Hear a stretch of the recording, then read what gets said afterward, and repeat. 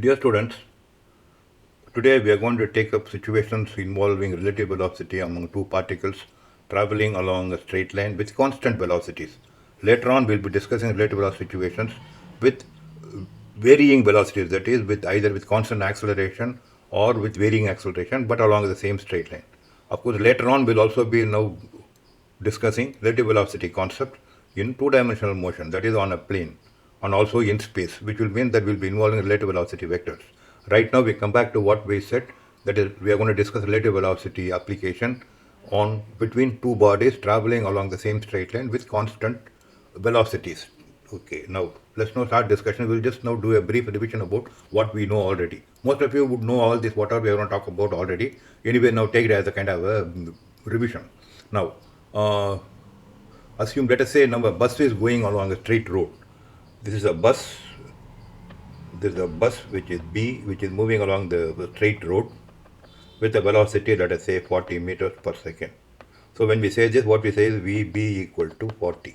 Okay, I'm just dropping the SI unit because everywhere only SI unit I'm going to discuss. Okay, when you say VB, we say with reference, this is the velocity of the bus with respect to Earth, because Earth is supposed to be at rest. Actually speaking, Earth is not at rest, but then we assume for all practical purpose about mechanics with our syllabus, we assume that Earth is at rest. Therefore, now with reference to the at rest Earth, static Earth, the bus has got a velocity, it's moving with velocity 40 meters per second.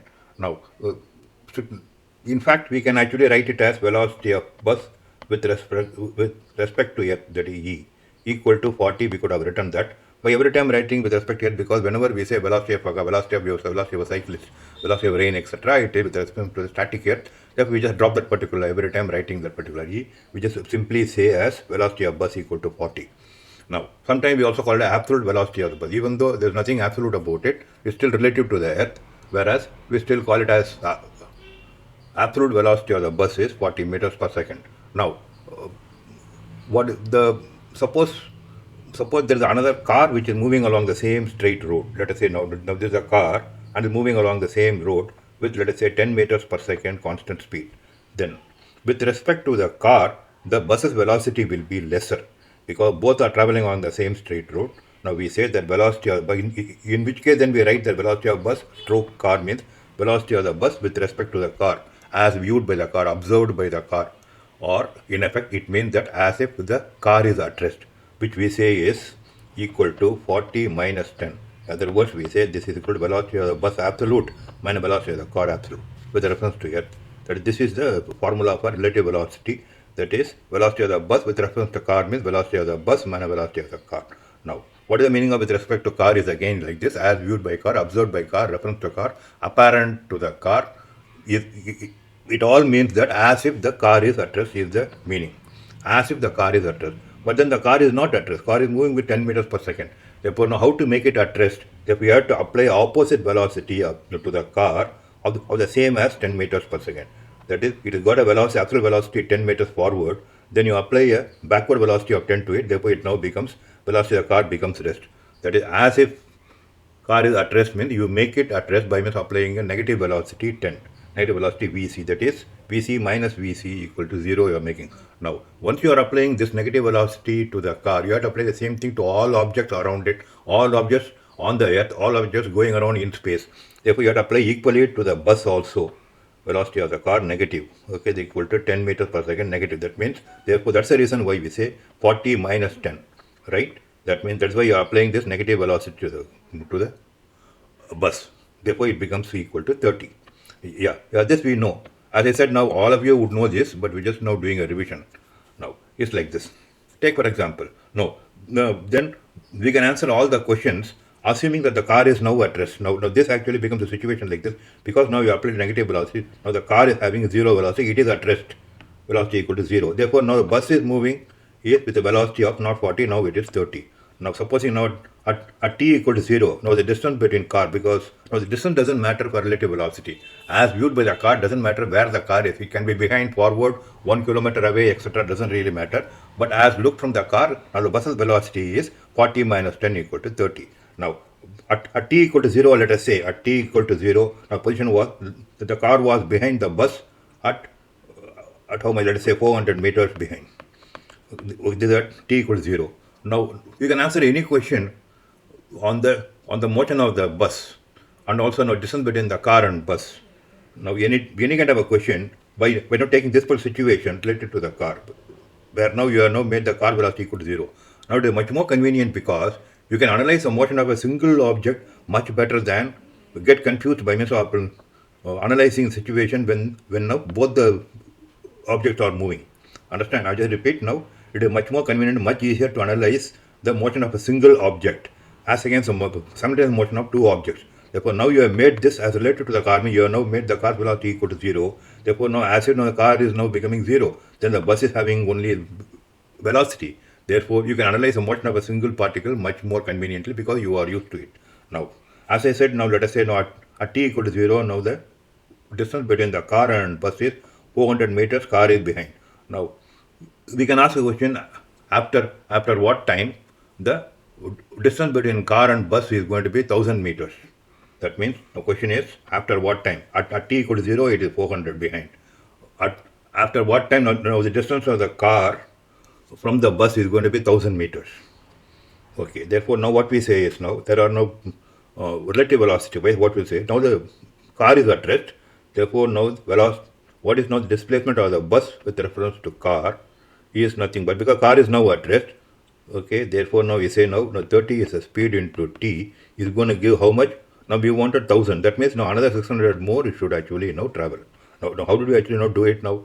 That is now with reference to the car, because car is now made at rest, therefore 30 is the speed of the car. You can even forget about this particular 30 into t has to be equal to 600, so that what happens is this moves further away. Therefore now t equal to 20 seconds. Okay, 20 seconds. Now another way of actually now writing it is, now already the bus is 400 meters ahead. 400 plus 30 into time should now equal 1000. Okay, that's the meaning of this. Then let's now take a similar example just for practice. Similar example. Okay, take this. Now, bus car situation. There's a bus traveling with a velocity 40, and then there's a car behind which is traveling with velocity 10, and at time t equal to 0, distance between them 600 meters, car is behind. Okay, now the question asked is, after what time t, the gap between them will be 1500 meters.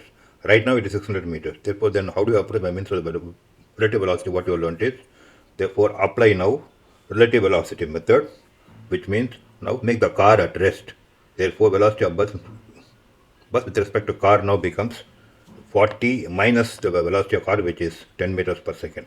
Okay, I'm just warning you, in case the car is going backward with 10, then when you subtract 40 minus or minus 10, it becomes 50. Okay, that's all. You should be careful about the sign and the sign conventions.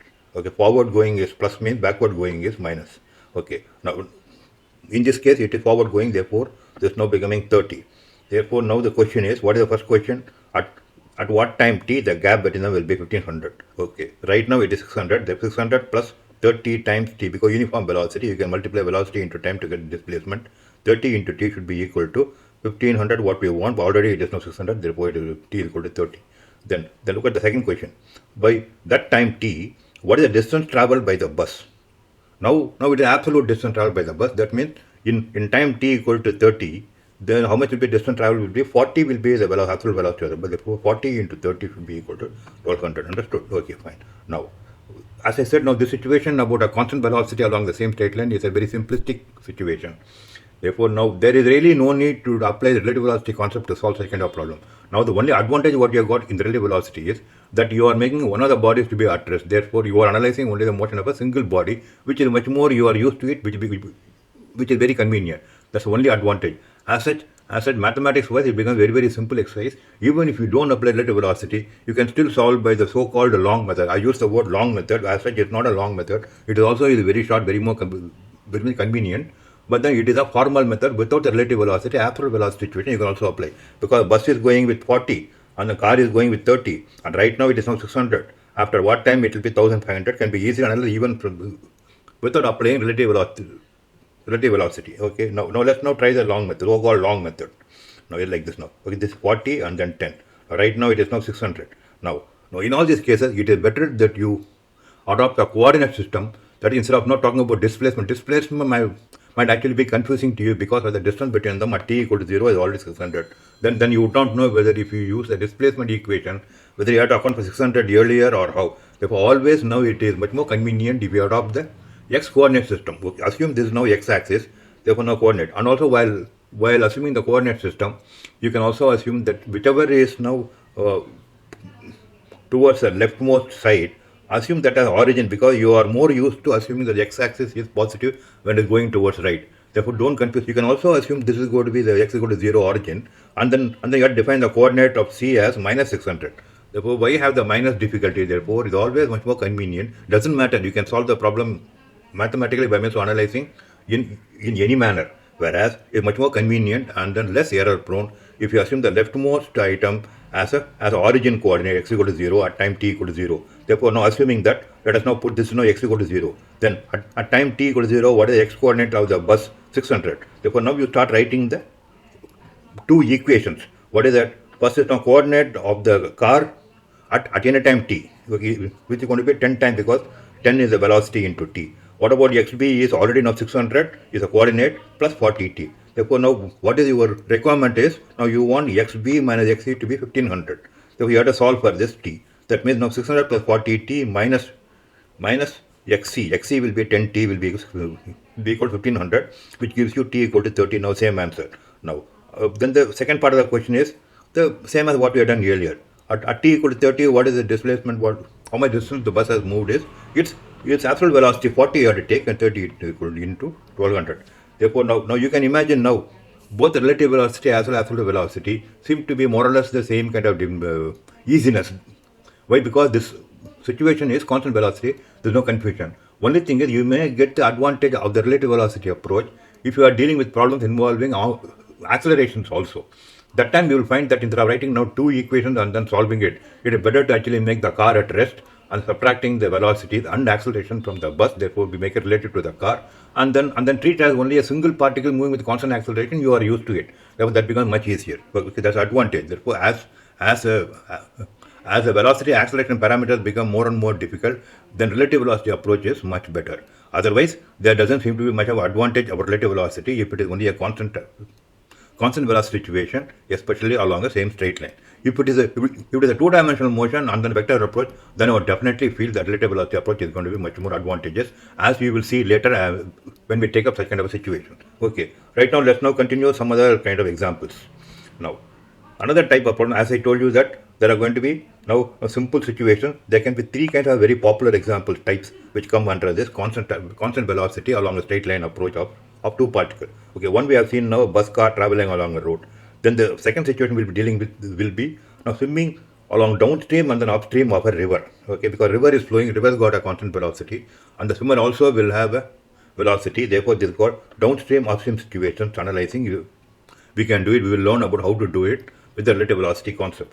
Then the third situation will be escalator. Escalator, most of you would be already aware, is nothing but a moving staircase. Okay, we'll be taking that situation. Now, as I said, now these are the very famous, popular examples in this situation.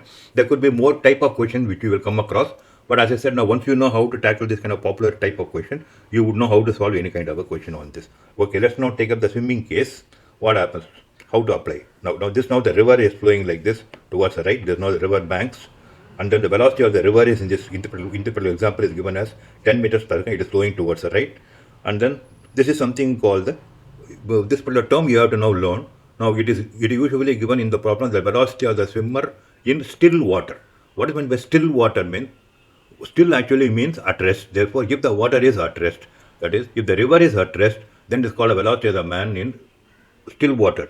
And usual data will be given like this. Now, in this case, for example, now there is nothing but it is relative velocity. That is velocity of the man with respect to river. He is given another term because, as I told you, that it is as if the river is at rest. His another word is as if the river is still. That means in still water, velocity of the man, if it is given, it is nothing but relative velocity. The velocity of the man with respect to river. He is given as 25 meters per second in this particular case. Now the kind of question what will come is, now what is the time for traveling, swimming from any point A on the bank to the any point B on the bank? Okay, with corresponding bank. Suppose now it is now given as 800 meters. Then what is the time taken to travel downstream means along with the current? Okay, this particular 800 meter distance. And then he returns back against the current, what will be the time taken? Okay, usual kind of questions for the 800 meter swimming. Now this called a downstream is along the current, upstream is against the current. Then also some more question which can come is possibly what is the average velocity for the entire journey? There is to and fro, 800 downstream, 800 upstream. What is now the total distance? Suppose is now 1600. What is the total time taken if you can compute it and then divide it? Okay. Now let us see now how we can solve it by the relative velocity approach. Now solution, we just go through this. Now downstream solution is, we know that the velocity of a man is given by velocity of man with respect to river plus velocity of river. Because this now written in a ulta manner, because we know the velocity of the man with respect to river is velocity of the absolute velocity of man minus velocity of river. Therefore now take the velocity of river to the right hand side, then you get this particular equation. And therefore now in this particular case, we want to know what is the time taken to travel 800 meters downstream, which means we have to now find out what is the velocity of the man with respect to earth. Okay, because A and B points are on the earth. Therefore 800 meters divided by velocity of the swimmer with respect to earth will give you the time taken for the first question. Therefore now for finding out this, nothing but it is now given as 25 and then given as 10 and therefore equal 35. Therefore now T1, that the time taken for downstream of this 800 meters covering is 800 by 35 is known. And similarly now upstream what happens is, now you have to take now this is as positive direction. If you now take it as, then the velocity of man in still water, that is acid water, is at relative velocity is now 25, and then apply minus velocity of river, because it's going to be velocity of river is going to be now, if this is now taken as positive, velocity of river is negative, therefore minus 10. Therefore this is going to 25 minus 10 equal to 15, therefore T2 is 800 by 15. Therefore what is now the total time taken is 800 by 35 T1 plus 800 by 15 T2. Therefore now what is the average velocity is total distance, absolute distance with reference to earth, this is 1600 divided by velocity with reference to earth, this, time taken by means of this with reference to earth is 800 by 35 plus 800 by 15. Therefore now this is equal to, this is a formula. Now you can also now see what is the formula working out to, because this now becomes 1 by V average is now becoming 1 by V1 plus 1 by V2. Therefore this becomes now average velocity is 2 Vm dash by Vm plus Vm dash. Therefore now it becomes to 21. Okay, because 35 is the V1 and then 15 is a V2. Okay, therefore now this is now average between the reciprocals. The what is the 21. Okay, understood. Right. Therefore now this is now the second type of situation where you are dealing with the swimmer. And as I said, the most important is the terminology. Whenever you are given velocity of swimmer in still water, it means the relative velocity with reference to earth. Right. Now we go to the third situation, which is escalator. Escalator, as I told you, is a moving upward staircase. Okay. Now as if it's a kind of a belt conveyor. Therefore, instead of just confusing with a kind of staircase situation figure, we can write it as an inclined figure. Okay, like this. Therefore, now from point A to point B. Point B is ground floor. Point B is upstairs. Therefore, there is no distance. Let us call it as S. Now situations are like this. Now, if that is velocity of the man, if the escalator is at rest, means suppose a man is climbing up the stairs for the same distance, yes, then what is the time taken? Okay, is like this. Okay, now here what happens is, now this velocity of the man with reference to escalator. Okay, in this case now E is not earth. Okay, be careful. Actually what I mean is now E is going to escalator. Therefore, if the escalator is at rest, that means the velocity of the man simply climbing up the stairs. This is as if it is at rest. That means velocity of the man with reference to now earth. That is, if it is at rest, then what happens? This is now the velocity of the man with reference to escalator. Okay, plus velocity of escalator is going to give velocity of the man with reference to earth. Okay, assume like this now. Velocity of the man, if the escalator is now going to be still, plus velocity of escalator is going to be the velocity of the man with reference to earth. Okay, when it is moving upwards, but that is velocity escalator is moving, escalator is now taking. Therefore, this now the time taken will be S divided by velocity of the man. Okay, now downward journey. Suppose now this is now going upward. Very similar to your downstream, upstream of the river. It is now like this. Okay, now as you know, the river velocity is called the escalator velocity, and then velocity of the man with reference to still water is this velocity of man with reference to earth, escalator, plus velocity of escalator is going to give you velocity of the man. For the downstream journey, this is upward journey is going to be like this. Therefore, now time taken is going to be S by Vm. Then for the downward journey, suppose you know coming down from the first floor to the ground floor. What happens is, now this is velocity of the man with reference to the escalator, means in still escalator, this is now the velocity minus the velocity, because it's going to go opposite direction, minus velocity is going to actual velocity for downward journey V dash M. Therefore, now time taken will be T2 equal to S by Vm dash. Okay, therefore now what is now total time for the journey is T1 plus T2. Now this situation is absolutely similar. If you can make this particular S inclined rather than only horizontal, this situation is exactly the same as the river, okay, flowing river. Therefore, when you are supposing you are getting confused about this particular term escalator, don't bother, apply swimming downstream, upstream kind of cases. Okay, now we have learned all kind of situations, popular possible situations. Now you can go through some a little bit more so-called difficult situation. I want you to practice. Okay, this is now a 3 cars problem. What we apply 2 cars can equally be applied to 3 cars, 4 cars, etc., because we can consider now two at a time, and then apply the relative velocity concept. Now let's now go through this particular example. Okay, for your practice, it's like this now. There are now 3 cars, A, B, and C. Now car C is going forward like this with 30 meters per second. Car B is going backward like this with 10 meters per second. Car A is going forward like this with 50 meters per second. Now at time t equals 0, now distance is going to be like this, 600 meters between A and B, and then 1200 meters between B and C. Now the questions are like this. When the gap between A and B is 900, A and B is now 600. When it grows to 900, what is the gap at that time between B and C? Okay, now what do? We'll take the first question we'll now take. Now it's not talking about the gap between A and B. Therefore, you have to make one of them at rest and the other, therefore, you have to analyze because A and B. Right now, you can't forget about C because there's going to be a question is what is the gap between B and C. But then we'll just come to it. Okay, therefore, now we will now make, let us say, for example, as I told you now, you can make any one of them at rest, that is relative to any one of them A or B. But let's now take it as A because it is always convenient to take the leftmost object as an origin starting, therefore make it at rest. That means you are now making velocity of A to be equal to 0. That means you are applying a minus 50 to the A. Therefore, then what happens to the B's velocity? 10 plus 50 will be now 60. Therefore, now there's no situation. Situation is A is at rest. Therefore, only object which is moving is B, and then moving with the speed of 60. Therefore, there's no situation. At time t equals 0, 600 is the gap. Now, what I say is when the gap between A and B is 900, obviously now it is not traveling towards A, which is at rest, with the speed of 60. This particular gap in the forward direction cannot be 900 anymore. It can only B has to cross A and then come somewhere here so that it is 900. Was understood? No. Now, therefore, what happens is now the 60t is going to be 600 plus another 900 backwards is going to be 1500. Okay. Understand this situation. Of course, now it is pretty simple for you to know this. Therefore, you just analyze this like this. Therefore, it cannot be in the front. It got to be only in the back because 900 is more than 600. Therefore, it is now going to be t equal to 25 is the first step. Now the question is asked is what is the distance? What is the gap between B and C?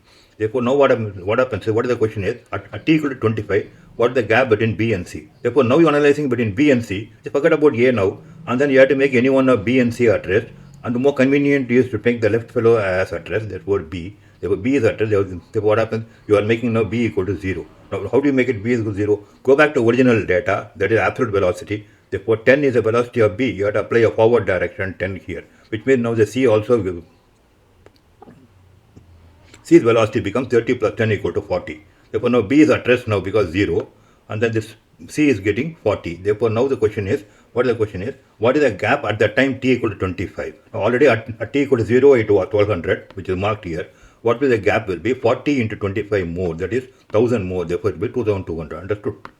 Okay, fine. Now then go to the next part of the question. What is now second question is when A overtakes C. This is A. When it overtakes C, how far from the overtaking point is B? Okay, now we go back to this particular question. Now it is question between A and C comparison. Therefore, you make now A at rest again. That means when A is at rest, then C's velocity will be 30 minus 50 will be 20 towards the negative direction.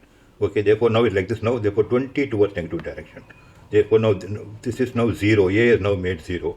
Then the question is also asking a overtaking point with C, B. Therefore you apply the negative to B also. Therefore now you are making now 50 negative means 10 plus 50, it becomes now 60 in negative direction. Therefore now situation has been reduced to this is now A equal to 0 velocity, therefore at rest, and then B is moving towards left with 60 speed and C is moving towards left with 20 speed. Okay, now when A overtakes C means both the coordinate of A and C have to be same, which means now C has to come to this particular point because A is addressed already. Therefore, which means now C has to travel. Original 1200 plus 100 is equal to 1800. 1800 distance is got to travel. Therefore, then what is the time? With the speed of 20. Therefore, it will take 90 seconds. Understood? No, this particular point. When A overtakes C means both at the same point means 20t should be equal to 1800. Therefore, t equal to 90. Therefore, at t equal to 90, A will overtake C. How far from the overtaking point? Overtaking point is now still only this particular point A. Why? Because A is supposed to be as if address we have made now. Therefore, now how far will be B means? Now we know now in the situation B speed is now taken as 60 and therefore now 90 seconds it will travel 5400 towards left side. Already it is now 600 plus side. Therefore 5400 minus 600 will be 4800 is the answer. Understood? Okay, fine. Now the same question you can solve by the so-called long method. Again, I just repeat for this kind of situation about a constant velocity. It's not really a long method. It is also equally short method. But then what happens, as I told you, that when there are more and more objects, relative velocity makes one of the object to be at rest. It is more convenient to solve rather than having all the three particles moving at the same time. Okay, in any case now, as I said, it is still now the long method is very convenient also. Let's now try and apply to the same problem and then see for yourself how you are getting the same answer by the long method. What is the long method? Long method is pretty simple. That all are with absolute velocities, which is the original data which is given is A is moving forward with 50, B is having velocity 10 backward, C is forward velocity 30. And the distance, okay. And therefore, as I told you, they will not avoid any confusion about the displacement as well as the coordinate differences. We always assume coordinate system will be much more convenient. And also, as I told you, now you take the origin as what is your normal convention is the leftmost point is the origin. So this is x equal to 0 position, x equal to 600 position, x equal to 800 position, or t equal to 0. Therefore, now let's now write the equation. Therefore, it's now x coordinate equation is going to be the equation forming. What is now with time? Therefore, xa is going to 50 times t. Xb is going to 600 coordinate initial, then minus 10t. Then xc is going to be 1800 coordinate initial plus 30t. Now, okay. Now you just look into the question. What is another question is what is the gap between when the gap between A and B is 900 meter? What is the gap between B and C? Now that means XA minus XB. Now it can be both ways. It can be on the right side or left side. Therefore, you always now take a safe this thing that the modulus value of XA minus XB if it is 900. Therefore, you have to now solve for the time at which this particular equation is satisfied. What is it now? 60t minus 100 is equal to 900 means t equal to 25. Or t equal to minus 5. T cannot be minus 5. You can ignore the negative time. T equal to 25. Now the same as what we have got last time. So t equal to 25 is what is the answer you got with reference to relative velocity approach. Then now the same thing you are getting with the absolute velocity approach also. Therefore, at t equal to 25, gap between B and C. What is gap between B and C? Difference between XB and XC equal to. Okay, write this particular equation minus this equation and then put t equal to 25. You get plus or minus whatever you get is now 2200. Therefore, this is now answer for the question 1, which is now the same as what we have got in the earlier case also. Okay, then attack the next question. When A overtakes C means both are at the same point, which means XA equal to XC. Therefore, solve for this becomes 90, which is now the same as what we have got earlier. T equal to 90. Where have we got? T equal to 90. Therefore, now it is now same situation. Therefore, at that time, then they are asking how far from the meeting, how far is the overtaking point is the vehicle B. That means either BA or BC, because at that time both A and C are at the same point. And therefore, now it doesn't matter. At t equal to 90, you have to find either BA or BC. Therefore, you have now taken BA, okay, equation like this, you get 4800. Even if you take the XB minus XC modulus, you get the same answer. Okay, same answer of what you have got. Therefore, now as you can see, now again I just repeat now when it comes to constant velocity along the same straight line, doesn't matter. You don't really need to apply relative velocity, because both methods are almost very convenient. Okay, frankly speaking, there is no advantage of the relative velocity in such a kind of a case. And then later on, we are going to learn about the two-dimensional relative velocity. Definitely, relative velocity approach is going to be much faster, much more convenient to handle, because you are making one of them at rest. Therefore, you are only analyzing the motion of one body on a plane. That will be much more convenient to actually now solve. Okay. Next, we will see some of the PYQ, that is earlier asked questions. Okay, past asked questions, both from NEET as well as from JEE Main. We will now see. Okay, Preeti reached the metro station and found the escalator was not working. The escalator is at rest. Therefore, she walked up the stationary escalator in time t1. What is the meaning of this? Walking stationary escalator, that is velocity of Preeti as if the escalator is at rest. That means velocity of Preeti with respect to escalator is given by, let's now assume the distance of the escalator as s, therefore s by t1, because t1 is the time taken when she walked up when the escalator was still. This now the velocity of p. Then on other days, if she remains stationary on the moving escalator, that is the typical way in which you move up, is like this. You remain stationary at the first step, escalator takes you. Therefore, this is now escalator speed, it now defines equal to s by t2. Okay, it takes time t2. Now, if in order to make it fast, you normally climb up also. Therefore, what happens is when the escalator also is moving as well as you also moving up, that means ascending. That means downstream equivalence of the swimming. Okay, which is therefore equal to what is now the speed is this plus this. Therefore, s by this is going to be the time taken in that case. What is the time taken will be? You can follow this. Is now like this. Okay, yes, this now is equal to s divided by this plus this, and then s gets cancelled out, and therefore this is now the formula. Therefore, option B. Understood? Okay. Next question. A bus is moving with 10 on a straight road, and a scooter wishes to overtake the bus in 100 seconds. If the bus is at a distance of 1 kilometer from the scooter. Okay, now what is the situation? Now let me just now draw a situation. This is bus forward, this is a scooter backwards, 1000 meters is the gap between them. Then it's like this, the bus is traveling with 10, and if the scooter, this is at t equal to 0 situation, and what speed should the scooter chase the bus? This is unknown, v of the scooter absolute is unknown. Therefore, now what is now the equation? Now you have to make one of them to be at rest. Therefore, then what do you want to make it now? Better to make now b at rest. Therefore, apply a backward 10, apply a backward 10 to this. Therefore, this now becomes now 0. This now becomes distant. Therefore, now what is now the thing is, what is the equation now? 1000 to be covered in 10, in how many seconds? 100 seconds should be the speed, bs minus 10. Or this way, because this comes down, and then this equal, that is 1000 distance divided by the speed must be equal to the time taken. Okay, therefore now solve for this. Right now, therefore answer can be easily solved. Okay, the b is equal to 20 you get, right? 20 is the answer. Okay, fine. Then we go to the next question. Past asked question, 1988, way back. Train of 150-meter long is going north direction. Okay, this now the train. This now train long is 150 meters long and is going towards north. Therefore, this now with the speed of 10. Then a parrot flies towards the south direction with a speed of 5. Therefore, I'm going to now start the parrot at this particular end, that is the engine side, and then it's got to cross the guard here. Okay.